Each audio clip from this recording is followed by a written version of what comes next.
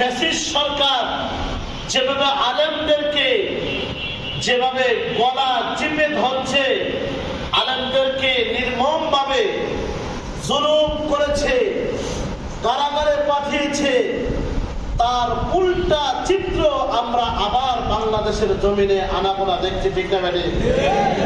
মুসলমান, আপনাদেরকে সজাগ দৃষ্টি রাখতে হবে। যেদিন চলে গেছে সেদিন আর জীবনে বাংলাদেশে ফিরে আসবে না। ঠিক না বেটি? যেদিন চলে গেছে সেদিন আর বাংলাদেশে ফিরে আসবে না। সুতরাং কোরআনের মাহফিলকে নিয়ে, কোরআনের কথা বলাকে নিয়ে, কোরআনকে নিয়ে, মাদ্রাসাকে নিয়ে, মসজিদ ইমাম সাহেবদেরকে নিয়ে যদি বাংলাদেশের কোনো প্রান্তে যদি আমারও হায়নার মতো আলেমদের উপরে ঝাঁপিয়ে পড়ার চেষ্টা করে, আলেমরা আর ঘরে বসে থাকবে না, মুসলমানও ঘরে বসে থাকবে না। তার দাঁত ভাঙা জবাব মুসলমানরা এই জমিনে দিয়ে ছাড়বে। ঠিক না বেটি? মুহতারাম হাজরিন, ইতিমধ্যে আমরা দেখতে পাচ্ছি এক ফ্যাসিস্ট কুখ্যাত খুনি সন্ত্রাস যারা এতদিন তকমা দিয়েছে, আলেমদেরকে জঙ্গি বানিয়েছে, এই সমস্ত দ্বীনি ইদারাকে, এই সমস্ত প্রতিষ্ঠানকে যারা জঙ্গির আকরা বলে আখ্যায়িত করেছে, তারা বাংলাদেশ থেকে বিতাড়িত হয়েছে। ঠিক না বেটি? সুতরাং তাদের পথে যদি আবার কোন দল চলতে চায়, তাদের দেখানো পথে যদি আবারও মাদ্রাসার উপর আক্রমণ করতে চায়, তাদের দেখানো পথে যদি কোন নেতা কর্মী বক্তব্য দিতে গিয়ে তার মুখের লাগামকে যদি সে না টানে, সে যত বড় দলের ক্ষমতাধর ব্যক্তি হোক না কেন, তাকেও ছুঁড়ে ফেলতে বাংলাদেশের মুসলমান কিঞ্চিৎ দ্বিধাবোধ করবে না। ঠিক না বেটি? মুহতারাম হাজরিন, সুতরাং সতর্ক হয়ে যান। ফাতাবিরু ইয়া উলিল আবসার, আল্লাহ পাক বলেছেন কোরআনে যে তারাই তো জ্ঞানী যারা ঘটনা থেকে শিক্ষা গ্রহণ করে। সুতরাং আপনারা এখনো মাথা চারা দিয়ে কোরআনের মাহফিলে, কোরআনের প্রতিষ্ঠানে, মসজিদে ইমাম সাহেবদের উপরে যদি ঝাঁপিয়ে পড়ার চেষ্টা করেন, আগামীতে ক্ষমতা শাসন দূরে থাক, বাংলাদেশে টিকতে পারবে না। ঠিক না বেটি? বাংলাদেশ আর সেই সময় নেই।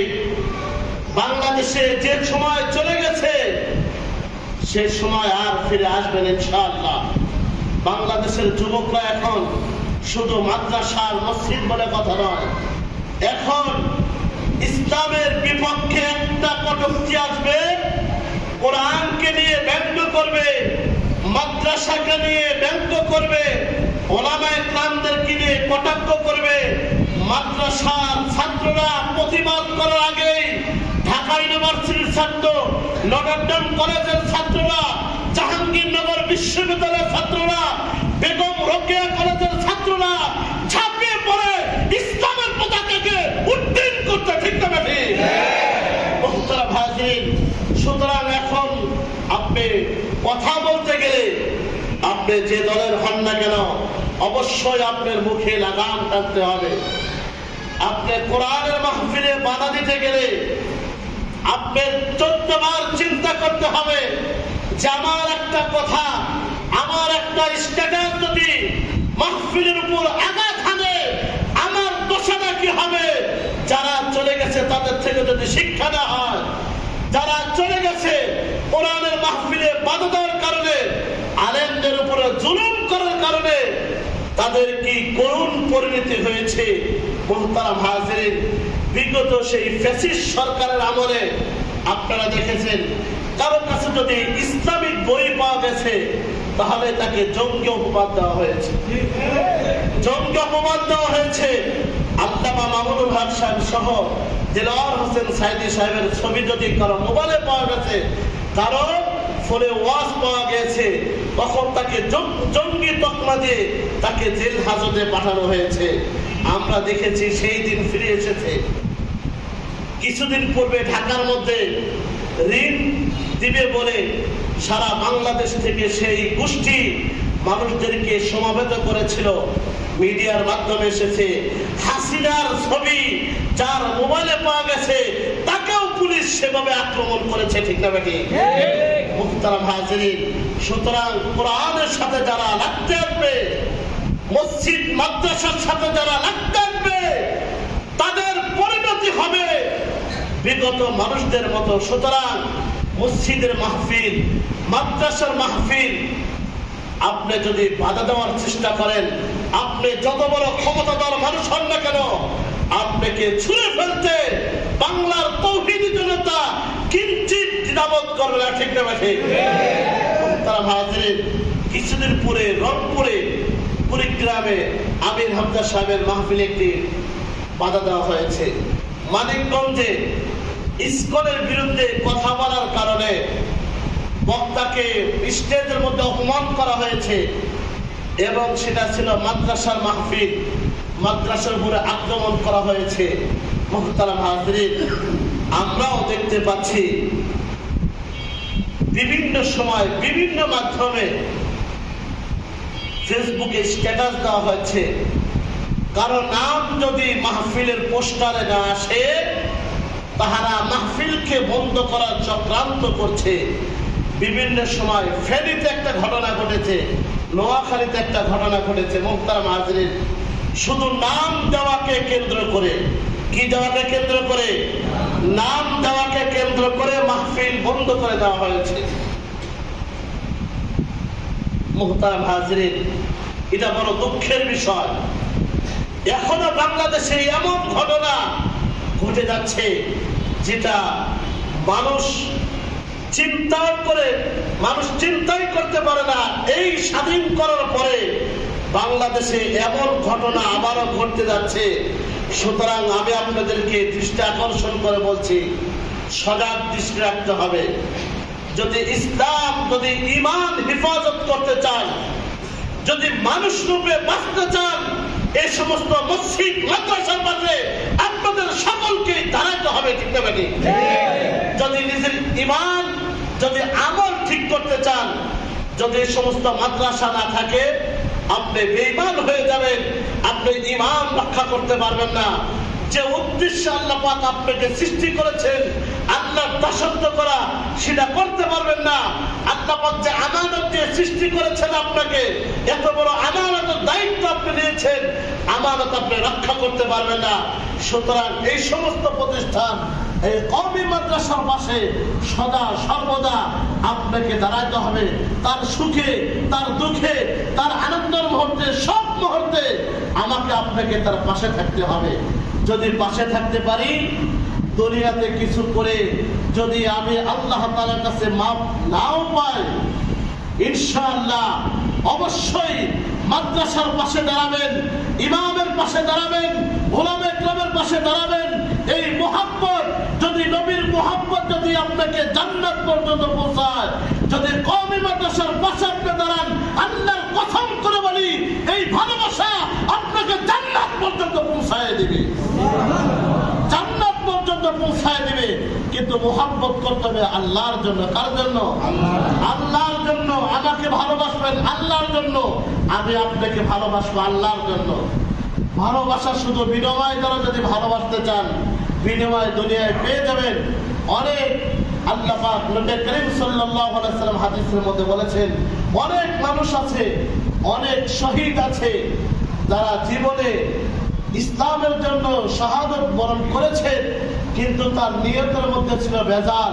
মানুষ যারা তাকে শহীদ বলে, বেঁচে গেলে মানুষ তাকে গাজী বলবে, এই জন্য সে যুদ্ধ করেছে, মারা গিয়েছে, মানুষ শহীদ বলেছে। এমন শহীদদেরকে কাল কিয়ামতের ময়দানে কোনো প্রতিদান দেওয়া হবে না। এমন বহু নামাজি আছে যারা নামাজ পড়ে, কিন্তু তাদের প্রতিদান কাল কিয়ামতের মধ্যে দেওয়া হবে না। বহু রোজাকারী আছে, রোজা রাখে, কিন্তু তাদের প্রতিদান দেওয়া হবে না, কারণ তাদের নিয়তের মধ্যে ছিল ভেজাল। ইন্নামাল আমালু বিন্নিয়াত, নিয়তের মধ্যে ভেজাল ছিল, এই কারণে তাদের আমলের কোনো প্রতিদান পাবে না। আপনাকে, আপনার নিয়ত যদি খাঁটি থাকে, আপনার নিয়ত যদি নির্ভেজাল থাকে, তাহলে আপনি যে আমলই করেন না কেন, এর প্রতিদান কি পরিমাণ আল্লাহ তাআলা দেবেন, এটা আল্লাহ পাক জানেন। আল্লাহু বিগাইরি হিসাব, আল্লাহ পাক বলেছেন বেহিসাব আমি আপনাকে এর প্রতিদান দান করব। সুতরাং আমাকে আপনাকে ভালোবাসার মেরুদণ্ড হবে আল্লাহকে ভালোবাসা। আমাকে ভালোবাসবেন, আল্লাহকে ভালোবাসে। প্রতিষ্ঠানকে ভালোবাসবেন আল্লাহর জন্য। যেখানে দিন চর্চা হয় প্রতিষ্ঠানকে ভালোবাসতেই হবে। প্রতিষ্ঠানে যারা পড়ে, কোরআন হাদিস নিয়ে যারা গবেষণা করে, যারা হাফেজে কোরআন হয়, তাদেরকেও ভালোবাসতে হবে। মুহতারাম হাজরিন, যদি ভালোবাসার দাবিদার আল্লাহর জন্য হয়, তাহলে এই প্রতিষ্ঠানের সুখে দুঃখে আপনি সদা সর্বদা পাশে থাকবেন। আর উপর দিয়ে যদি আমি বলি প্রতিষ্ঠানকে ভালোবাসি, পিছনে গিয়ে যারা প্রতিষ্ঠানকে নিয়ে ষড়যন্ত্র করে, মাদ্রাসাকে নিয়ে ষড়যন্ত্র করে, ইমামকে নিয়ে ষড়যন্ত্র করে, ওলামা ইকরামকে ষড়যন্ত্র করে, তাদের সাথে যদি আপনি তাদের সাথে একত্রতা ঘোষণা করেন, তাহলে আপনি কি হবে? মুহতারাম হাজরিন, এই জন্য আমাকে আপনাকে কোরআনের জন্য ভালোবাসতে হবে। কি জন্য? কোরআনের জন্য। মোহাব্বত করতে হবে আল্লাহর জন্য। এই সমস্ত মাদারেস, এই সমস্ত কওমি মাদ্রাসাগুলোতে সঠিক দিন চর্চা হয়। এই জন্যই তো বলেছে আল-উলামা ওয়ারাসাতুল আম্বিয়া, ওলামা ইকরাম হলো নবীগণের ওয়ারিস। মুহতারাম হাজরিন, এই জন্য ওলামা ইকরামকে ভালোবাসতে হবে। মাদ্রাসা, মসজিদ যারা পড়াশোনা করে, যারা ইমামতি করে, তাদেরকেও আপনাকে ভালোবাসতে হবে। এটা হলো আমানত, কারণ তারা কোরআনকে আমানত রক্ষা করার জন্য। মুহতারাম হাজরিন, কোরআন সবাই বুঝে পড়বে না। কোরআন কিন্তু সবাইকে পড়ায় না, ফরজ। কোরআন পড়তে হবে, এটা প্রত্যেকটা মুমিন মুসলমানের জন্য কোরআন পড়াটা ফরজ। কিন্তু তার আলেম হওয়া প্রত্যেক মুমিন মুসলমানের জন্য ফরজ নয়। সুতরাং সমাজের মধ্যে কিছু মানুষ আলেম হলে কোরআনের সঠিক জ্ঞান আপনারা পাবেন, কিন্তু যেই জায়গা হয়ে আলেম হবে সেই জায়গা যদি সংরক্ষণ না থাকে, সে জায়গা যদি সংরক্ষণ না থাকে, সে জায়গায় যদি নষ্ট হয়ে যায়, তাহলে সঠিক জ্ঞান বোঝা। আপনি তো শুধু কোরআন পড়তে পেরেছেন, কিন্তু সঠিক জ্ঞান যে আপনাকে বোঝাবে সেই আলেম যদি না থাকে, আপনি কার থেকে কোরআন বুঝবেন, কার থেকে হাদিস বুঝবেন? এই জন্যই তো আল্লাহ বলেছেন ইউরিদুনা লিইউতফিউ নূরাল্লাহ বিআফওয়াহিহিম ওয়াল্লাহু মুতিম্মু নূরিহি ওয়ালাউ কারিহাল কাফিরুন। মুহতারাম হাজিরিন, কাফেররা এই নবী মুহাম্মদ রাসূলুল্লাহ সাল্লাল্লাহু আলাইহি ওয়াসাল্লাম এই কোরআনের কথা বলতে গিয়ে বিভিন্ন জায়গায় বাধাগ্রস্ত হয়েছে। কাফেরদের সদা সর্বদাই চেষ্টাই ছিল এই কোরআনের আওয়াজকে বন্ধ করার জন্য। এটা আল্লাহ পাক কোরআনে বলেছেন ইউরিদুনা লিইউতফিউ নূরাল্লাহ বিআফওয়াহিহিম। কাফেররা চায় যে তাদের মুখের মাধ্যমে, তাদের আওয়াজের মাধ্যমে এই আল্লাহর নূরকে দুনিয়া থেকে মিটায় দিতে, আল্লাহর কোরআনকে দুনিয়া থেকে মিটায় দিতে চায়। আল্লাহু মুতিম্মু নূরিহি ওয়ালাউ কারিহাল কাফিরুন।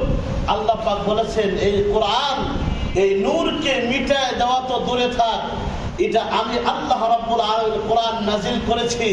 কোরআনের হিফাজতকারী হলেন আমি আল্লাহ। এই যতদিন এই পৃথিবী থাকবে কোরআন ততদিন থাকবে। কোরআনের সাথে যারা লাগতে যাবে তারা ধূলিসাৎ হয়ে যাবে, তারা চূর্ণ বিচূর্ণ হয়ে যাবে, তারা সমাজে লাঞ্ছন হবে, বঞ্চিত হবে, সমাজের মানুষ তাদেরকে ধিক্কার দিবে, ঘৃণা করবে। কিন্তু কোরআনের পক্ষে যারা থাকবে তাদের সম্মান দুনিয়াতে হবে, আখিরাতে হবে। মানুষ সমাজে তাকে বাহবা দিবে, তাকে মানুষ কদর করবে, সম্মান করবে। ঠিক আছে? যারা কোরআনের পক্ষে থাকবে তাদের সকলকে শ্রদ্ধা দিবে, আর যারা কোরআনের বিপক্ষ অবস্থান করবে সমাজের মানুষও তাদেরকে ঘৃণার চোখে দেখে, সেই মানুষকে দেখে না। এই জন্যই তো বলেছেন এমন জীবন করিও গঠন, মরিলে হাসিবে তুমি, কাঁদিবে ভুবন। এমন জীবন করিও না গঠন, যেই জীবন তুমি গঠন করেছো সমাজের মানুষ তোমাকে নিয়ে তিরস্কার করে। যে তুমি যদি দুনিয়া থেকে বিদায় নাও, সমাজের মানুষ বলে বহু বড় একটা জালেম দুনিয়া থেকে বিদায় হয়েছে, মানুষগুলো একটু নিরাপদে থাকবে। এমন মানুষ তুমি হয় না।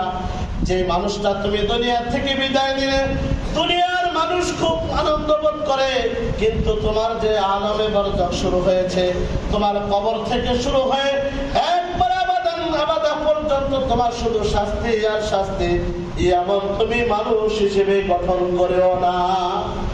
এমন সময় তুমি এমন করিও না, এমন গঠন তুমি নিজে করিও না যে আমি দুনিয়া থেকে বিদায় নেব, মানুষ হাস্য করা হবে, মানুষ আমার দ্বারা হাসাহাসি করবে, বরঞ্চ আমি এমন ভাবে জীবন যাপন করব, আমার কথা, আমার চলাফেরা, আমার উঠা বসাতে এমন হবে যেন মানুষ আমার দ্বারা উপকৃত হয়। আল মুসলিমু মান সালিমাল মুসলিমুনা মিন লিসানিহি ওয়া ইয়াদিহি, এমন মানুষই তো নবী বলেছেন প্রকৃত মুসলমান, যার হাত এবং জবান দ্বারা অপর মুসলমান নিরাপদ থাকে, সেই হলো খাঁটি মুমিন মুসলমান। খাঁটি মুমিন মুসলমান। আল্লাহ তাআলা এখানে বলেছেন যে কাফেররা এই কোরআনের আলোকে নিভিয়ে দেওয়ার জন্য তারা চেষ্টা করেছেন। নবী করিম সাল্লাল্লাহু আলাইহি ওয়াসাল্লাম হাদিসের মধ্যে স্পষ্ট বলেছেন, যতদিন পৃথিবী থাকবে কোরআন ততদিন থাকবে। পৃথিবীর বুকে যে ধরনের যত ঘর আছে, এই কোরআনের আলো ছড়িয়ে যাবে, প্রত্যেকটা ঘরে ঘরে কোরআনের আলো ছড়িয়ে যাবে ইনশাআল্লাহ। পৃথিবীর যে কোনো প্রান্তে পৃথিবীতে দিন এসেছে, যেখানে আছে পৃথিবীর আলো যেখানে ছোঁয়া পেয়েছে, সেখানে দিন ছড়িয়ে পড়বে। এই দিনের সাথে, ইসলামের সাথে, মসজিদ মাদ্রাসার সাথে, ওলামা কেরামদের সাথে যারাই টক্কর দিতে আসবে, তারাই দুনিয়ার সাথ হয়ে যাবে। ঠিক না বেটে? তারা হাজির। এই জন্য আমাদের অনেক চিন্তা ভাবনা করে আমাদের হাঁটতে হবে, আমাদের চলতে হবে, আমাদের কথাবার্তা বলতে হবে। কারণ আমি আপনি এসেছি সাময়িক সময়ের জন্য। এটা হলো মুসাফির খানা। ইহা হামসম মুসাফির হ্যায় ওহি আখির ঠিকানা, ইহা হামসম মুসাফির হ্যায় ওহি আখির ঠিকানা, কোই আগে রওয়ানা হ্যায় কোই পিছে রওয়ানা। কবি বলেছেন যে আমি আর আপনি, এটা হলো মুসাফির খানা। এটা কি খানা? মুসাফির খানা। আমার বাবা চলে গেছে, সে আর ফিরে আসবে না। আমার দাদা চলে গেছে, সে আসবে না। আপনি একটা মুসাফির খানা এখানে তৈরি করেন। একজন মুসাফির আসবে, 2 দিন থাকবে, আবার সে চলে যাবে। তার প্রয়োজন না হলে সে আর আসবে না। ঠিক মুসাফির খানার মতো আমার আপনি যে হায়াত দিয়েছেন, সামান্য হায়াত, 60-70 বছর হায়াত, এটা হলো মুসাফির খানার মতো। আমি আপনি এমন মুসাফির খানায় আছি, যারা পূর্বে চলে গেছে তারা আর ফিরে আসবে না। আমার সমবয়সে অনেক মানুষ চলে গেছে, তারাও আসবে না। আবার যারা কিছু মানুষ আগে যাবে, কিছু মানুষ পরে যাবে। এটাই হলো নিজাম, দুনিয়ার এটাই পদ্ধতি। সুতরাং আমি আপনি এখানে এমন কোন কার্যকলাপ করব না, আমার দ্বারা এমন কোন ক্ষতি করব না, মানুষের ক্ষতি করব না, কারো কোনো ক্ষতি করব না। আমি যতটুকু পারি আয় রোজগার করব, নিজের মতো চলবো ইনশাআল্লাহ। আমার দ্বারা, আপনার দ্বারা কোনো মানুষের জন্য ক্ষতি না হয়, কোনো মানুষের জন্য মান সম্মান হানি না হয়। কারণ নবী করিম সাল্লাল্লাহু আলাইহি ওয়াসাল্লাম বলেছেন, উনজিলু মানাজিলাহুম, যে মানুষের যে সম্মান আছে সে সম্মানটুকু আপনাকে দিতে হবে। যে মানুষের যে সম্মান আছে এতটুকু সম্মান আপনাকে দিতে হবে। যদি আপনি এই সম্মানটুকু দিতেও যদি আপনি কণ্ঠাত বোধ করেন, তাহলে কাল কিয়ামতের ময়দানে অবশ্যই এর জবাবদিহিতা আপনাকে আল্লাহর কাঠগড়ায় করতে হবে। মুহতারাম হাজিরিন, এই জন্য মুসলমান আমি যা ইচ্ছা তাই করতে পারবো না। আপনি মুসলমান, আপনি যা ইচ্ছা তাই করতে পারবেন না। কাফের মুশরিক, আদ-দুনিয়া সিজনুল মুমিন ওয়া জান্নাতুল কাফির। কাফেরদের কোনো হিসাব নাই, তারা মন চায় যা চায় তা করতে পারবে। কিন্তু মুমিন মুসলমান আপনি যা চায় তা করতে পারবেন না। কোরআনকে সামনে রাখতে হবে, নবীর আদর্শকে সামনে রাখতে হবে, ইসলামকে সামনে রেখে আপনার কদম বাড়াতে হবে। আর আপনি যদি আপনার মন চায় জিন্দেগি চালান, তাহলে আপনার কপালে দুর্ভোগ আছে, আপনার দুনিয়ার থেকেও কষ্ট শুরু হবে। আপনি যেদিন চলে যাবেন দুনিয়া থেকে, তারপরে যে দুনিয়ার কষ্ট তো সামান্য কষ্ট। একজন মানুষ বিপদে পড়লে হাজারো মানুষ পাশে আসে, এটা হলো দুনিয়ার হাইসিয়তে। কিন্তু চক্ষু বন্ধ হওয়ার পরে যদি আমি আপনি বিপদে পড়ে যাই, আল্লাহর কাঠগড়ায় যদি আসামি হিসেবে আমাকে আপনাকে দাঁড়াতে হয়, তাহলে সেই বিপদ রক্ষা করার মতো আমার পাশে আপনার পাশে কেউ আসবে না। আল্লাহ পাক সূরাতুল আবাসার মধ্যে বলেন, ইয়াউমা ইয়াফিরুল মারউ মিন আখি ওয়া উম্মিহি ওয়া আবি ওয়া সাহিবাতিহি ওয়া বানি লিকুল্লি ইমরিইম মিনহুম ইয়াউমাইদিন শা'নুন ইউগনি ওয়াজুহুন ইয়াউমাইদিন মুসফিরা যাহিকাতুন মুস্তাবশিরা ওয়া ওয়াজুহুন ইয়াউমাইদিন আলাইহা গাবারা তারহাকুহা কাতারা উলাইকা হুমুল কাফারাতুল ফাজরা। কাল কিয়ামতের কঠিন বয়ান আল্লাহ রাব্বুল আলামিন কাল কিয়ামতের ময়দানে কি দৃশ্য হবে এই সূরার মধ্যে আল্লাহ পাক বলেছেন, ইয়াউমা ইয়াফিরুল মারউ মিন আখি। দুনিয়াকে আমার ভাই, আমরা যদি 5 ভাই থাকি, একটার সাথে আমার সাথে যদি মনোমালিন্য থাকে, তাহলে আরেক ভাই আমার পাশে দাঁড়ায়। আমার যদি আপন ভাই যদি পাশে নয়, তা আমার অন্য মুসলমান ভাই আমার পাশে দাঁড়ায়, ঠিক না ঠিক? কিন্তু কাল কিয়ামতের ময়দানে আমার ভাই আমার পাশে দাঁড়াবে না। একটা সওয়াবের জন্য আপনি দৌড়াদৌড়ি করবেন, শুধু ভাই তো না, আপন মা আপনার পাশে দাঁড়াবে না, আপনার পিতা আপনার পাশে দাঁড়াবে না, আমার সন্তান আমার পাশে দাঁড়াবে না, আমার স্ত্রী আমার পাশে দাঁড়াবে না।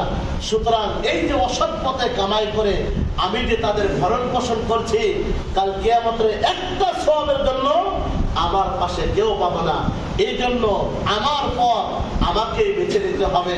সুতরাং আমি কারোর জন্য, কোন নেতার জন্য, কোন দলের জন্য আমি যদি পাপ কামাই, এই পাপের হিসাব আমাকে দিতে হবে। আমার দলের নেতা আমার এই পাপের হিসাব দিতে যাবে না, আমার নেতাও আমাকে হিসাব নেবে না। যদি কোনো অকারণের কারণে দল থেকে আমাকে বহিষ্কার করে, নেতা তখন বলবে, তুমি এমন কাম কেমন করেছো, তোমাকে মানুষ সমাজেই তো যাচ্ছে না, সুতরাং তোমার মতো ভাইরাস আমার দলে কোনো জায়গা নেই।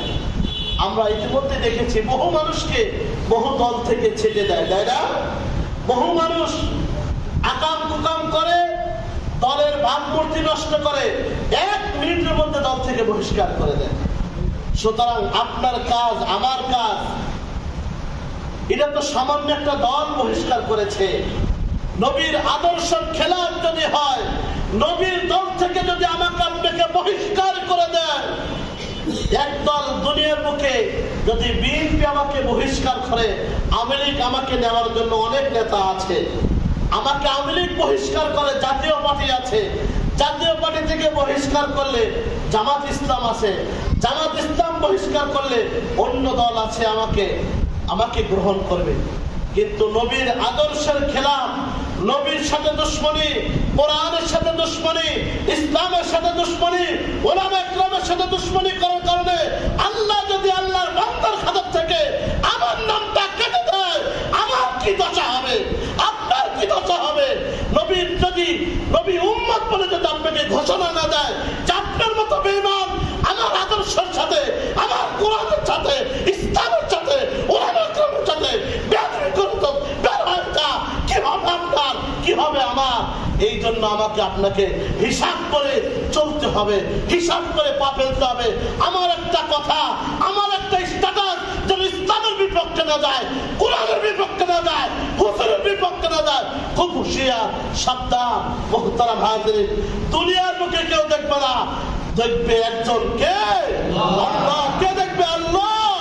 তার চোখকে ফাঁকি দেওয়ার কোন সুযোগ নাই। আপনি সমুদ্রের পানির গহরে যে পিপিলিকা আছে সেটার খবর আল্লাহ রাখেন। সুতরাং আমার বিরুদ্ধে করবেন, ইসলামের বিরুদ্ধে আপনি খাটবেন, কোন সিসি ক্যামেরা নাই, কেউ জানে না। আপনি বসে ওখানে বসে সেখানে বসে ইসলামের বিরুদ্ধে করবেন। মুহতারাম হাজিরিন, সেই ভিডিও চিত্রটা আল্লাহ পাক ফেরেশতাদের মাধ্যমে লিপিবদ্ধ করেছেন। কিরামান কাতিবিন ইয়ালামুনা মা তাফআলুন ইন্নাল আবরারা লাফি নাঈম ওয়া ইন্নাল ফুজ্জারা লাফি জাহিম। আল্লাহ পাক কিরামান কাতিবিন তো আমাদের সাথেই লাগিয়ে রেখেছেন। ভালো করবেন ভালো পাবেন, বন্ধ করবেন ফুজ্জার হবেন, জাহিমের মধ্যে জাহান্নামের তলদেশে নিমজ্জিত হতে হবে, কেউ রক্ষা করতে পারবে। এই জন্য মুহতারাম হাজিরিন, খুব সাবধান, খুব সাবধান। আমাকে আপনাকে মুসলমানের ছেলেরা, আমরা মুসলমানের বাচ্চা, আমাকে আপনাকে ইসলাম নিয়ে চলতে হবে, আমি আপনার কোরআন নিয়েই চলতে হবে। কোরআনকে মাইনাস করে চলার সুযোগ কাফেরদের আছে, মুশরিকদের আছে, ইহুদি খ্রিস্টান নাসারাদের আছে। কিন্তু আপনি যদি মুসলমান দাবি করেন, কোরআনকে মাইনাস করার সুযোগ আপনার আছে, নবীর আদর্শকে মাইনাস করার সুযোগ আপনার আছে, আল্লাহর ইসলাম দ্বীনকে মাইনাস করার কোন সুযোগ আছে? কোন সুযোগ নাই। সুতরাং আমার চলা, আমার কথা, আমার উঠা বসা সব কিছু ইসলামের আদলে হবে। আল্লাহ রাব্বুল আলামিন আমাকে আপনাকে সকলকে কোরআনের খাদেম হিসেবে, কোরআনের একজন ধারক বাহক হিসেবে, নবী বলেছেন যে 5টা জিনিসকে তোমরা মুহাব্বত করো, 4টে জিনিসকে মুহাব্বত করো। 5ম নম্বর হলো কুন আলিমান আও মুতাআল্লিমান আও মুস্তামিয়ান আও মুহিব্বান ওয়ালা তাকুন খামিসান ফাতুহলি। নবী বলেছেন যে হয় আলেমকে ভালোবাসো, হয় আলেম হও, কুন আলিমান আও মুতাআল্লিমান, অথবা তুমি আলেমের ছাত্র হও, আও মুস্তামিয়ান, অথবা ওলামায়ে কেরামের কথা শোনো, আও মুহিব্বান, অথবা ওলামায়ে কেরামকে ভালোবাসো। কয়টা কাজ? 4টি কাজ। কোন আলেমান, হয় আলেম হও, আও মুতাআল্লিমান, অথবা ছাত্র হও, আও মুস্তামিয়ান, অথবা শ্রবণকারী হও, আও মুহিব্বান, অথবা মুহাব্বতকারী হও, ওয়ালা তাকুন খামিসান, 5ম নম্বর হয় না ফাতুহলিকা, ধ্বংস হয়ে যাবা। এই 4 শ্রেণীর মধ্যে যদি আমি আপনি না থাকতে পারি, ধ্বংস। নবী যেমন সত্য, কোরআন যেমন সত্য, ইসলাম যেমন সত্য, আপনি ধ্বংস হবেন এটাও সত্য, এর মধ্যে বিন্দু পরিমাণ সন্দেহ নাই। সুতরাং আমাকে আপনাকে এই 4 শ্রেণীর মানুষের মধ্যে থাকতেই হবে। যদি 5ম শ্রেণীর মধ্যে অন্তর্ভুক্ত হয়ে যায়, আল্লাহ তাআলার কাছে তওবা করি, ফিরে আসি, আল্লাহ তাআলার কাছে তওবা করে ফিরে আসি। 5ম নম্বর হওয়ার সুযোগ যদি আপনি গ্রহণ করেন, আপনি নিশ্চিত জেনে রাখেন আপনার ধ্বংস অনিবার্য। ইনশাআল্লাহ ধ্বংস, আপনার ঘরে মানুষ দেখুক আর না দেখুক, আপনি ধ্বংস হবেন, এর মধ্যে কোনো সন্দেহ নাই। এই জন্য মুহতারাম হাজিরিন, আমরা কোরআনের পক্ষে থাকবো ইনশাআল্লাহ, কোরআন এবং হাদিসের পক্ষে থাকবো ইনশাআল্লাহ, উলামায়ে কেরামের পক্ষে থাকবো ইনশাআল্লাহ। যখন এই কোরআনের জন্য ডাক দেওয়া হবে, উলামায়ে কেরামের জন্য ডাক দেওয়া হবে, ইসলামের জন্য ডাক দেওয়া হবে, নিজের জীবন বাজি রেখে, নিজের জীবন বাজি রেখে, নিজের কলেজার টুকরো সন্তানকে বাজি রেখে, নিজের বুকের তাজা রক্ত ঢেলে দিয়ে ইসলামকে রক্ষা করার জন্য ইস্পাতের মতো জমে যাবে ইনশাআল্লাহ।